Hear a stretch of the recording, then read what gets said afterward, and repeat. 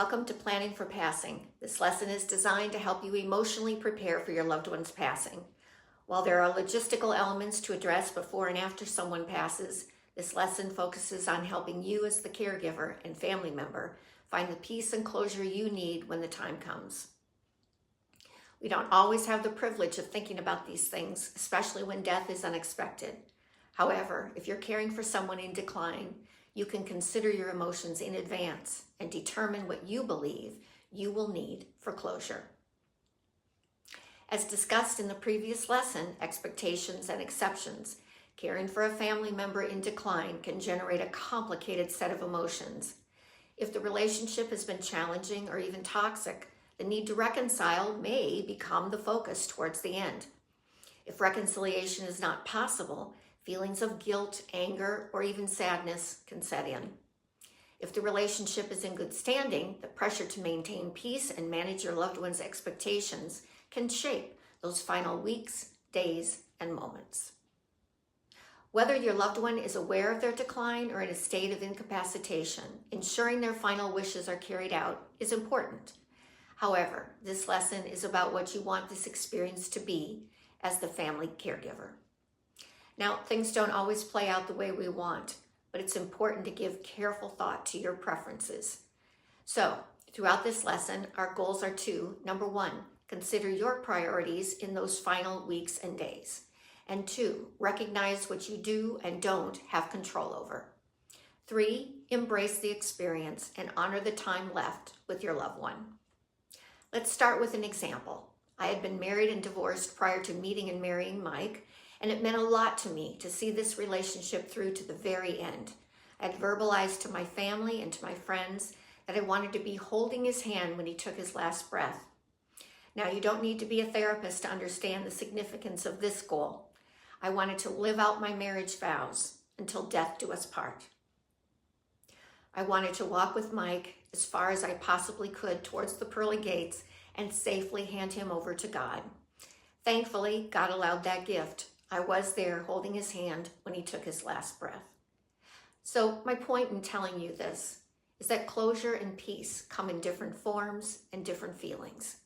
There's no one way or right way to experience those final weeks, days, or hours. Some of you may even decide that being there at the very end is not your preference, and that's okay too.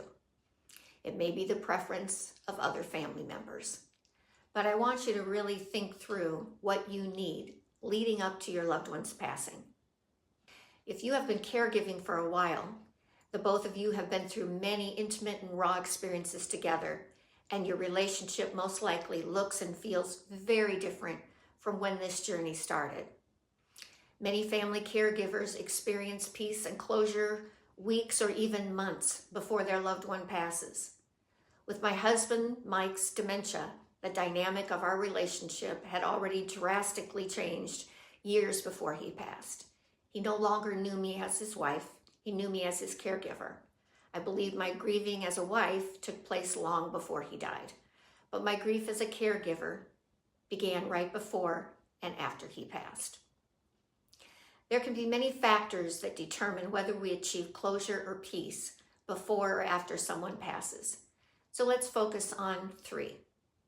1, regret and resolution. 2, belief and afterlife. 3, experience and evolution. Let's start with regret and resolution.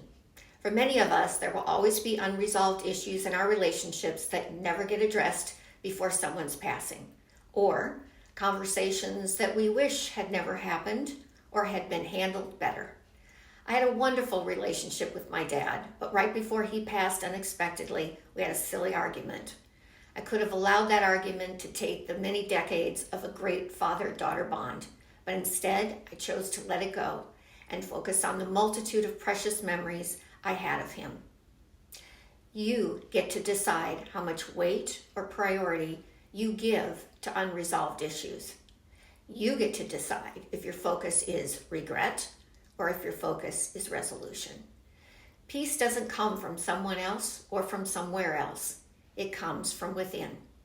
We don't always have control over whether we have those come to Jesus conversations and neatly wrap everything up with a pretty bow.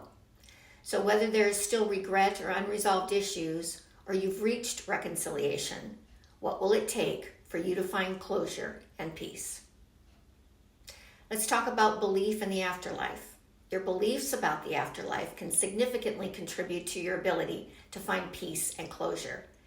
This is a very sensitive subject for many, but one you should carefully consider. Those who believe, as I do, that we will see our loved ones again and find solace and comfort in that belief. I envision Mike meeting me at the pearly gates and giving me one of his wonderful, incredible hugs. It makes me smile every time I think about it. My faith is foundational to how I see the world, and it undergirds how I try to live my life. Your beliefs about the afterlife will most likely impact how you want to spend the remaining time with your loved one. The moment someone passes is, for many, a very spiritual, humbling, and enlightening experience, but it often raises many questions. Take the time you need in advance to think about what those questions are and what kinds of answers that you're seeking. Recognizing that this experience is significant for you, as well as an important step in finding your peace and your closure. Now let's talk about experience and evolution. This concept is very simple. It boils down to this. Did your caregiving experience change you for the better? Did the experience make you a better human being? You know, caregiving is immersive, it's consuming, and it's not for the faint of heart. Were you able to take this highly impactful experience and improve your life and your relationships? If you can answer yes to this question, your ability to find peace and closure at your loved one's passing is significantly increased. What a gift they were able to give you. Out of one of the most difficult realities, the finality of death, did you find a new appreciation for this life? All right, grab your notebook or your journal and let's reflect on a couple of questions. Let's start with regret and resolution. Are there any issues that must be resolved before your loved one passes? Or can you find peace in your own resolution for closure?